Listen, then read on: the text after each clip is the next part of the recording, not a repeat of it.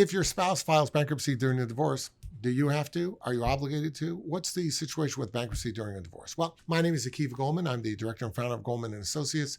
Our firm has a primary focus on family law issues here in Michigan. And today we're continuing our video series designed to educate and inform the public. So please subscribe to our channel. You know, bankruptcy can be filed individually or jointly, which means if your spouse files bankruptcy, you can or cannot file bankruptcy. You don't have to. You can't stop them from doing it, but at the same time, you're not obligated to file just because they filed. Maybe in the divorce, all the commercial debt, all the Visa, MasterCard, all that stuff is in the name of your wife. So your wife files. Maybe all the credit cards are in the husband's name, so he files. Now we just got rid of all the debt. Why would you file? You don't need to file. You don't have any debt in your name. So maybe that's what's going on. You can't be forced to file, but you got to understand one thing. You know, in the property division, it doesn't matter in whose name a debt is. When the court divides property, even if all the credit card bills, you have $10,000 credit card bills in the wife's name only, when the court divides it up, the court's going to say both of you have to pay that equally, $5,000 apiece. Now, if wife files bankruptcy and gets rid of the $10,000, then nobody has to pay because she doesn't have to pay because the debt's wiped out,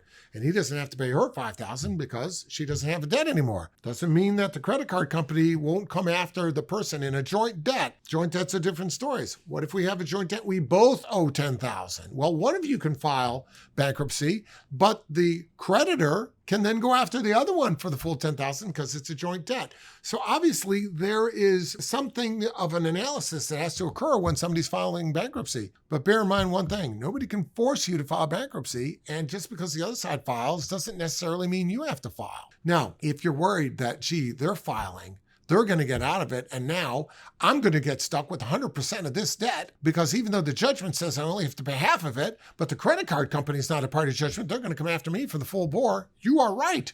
And you rest assured they will. So therefore, you have to consider whether you want to file bankruptcy too. Honestly, it depends how much the debt is. I always tell people, you know, bankruptcy is financial suicide. So you got to look at it. Is it worth it to file bankruptcy? If there's a tremendous amount of debt and you can't get it and you'll never be able to pay it because it's so much money, file bankruptcy. That's what bankruptcy is for. If it's good enough for the president, it's good enough for you. But at the same time, you got to realize that not all debt should be paid through a bankruptcy trustee or dissolved through the bankruptcy court.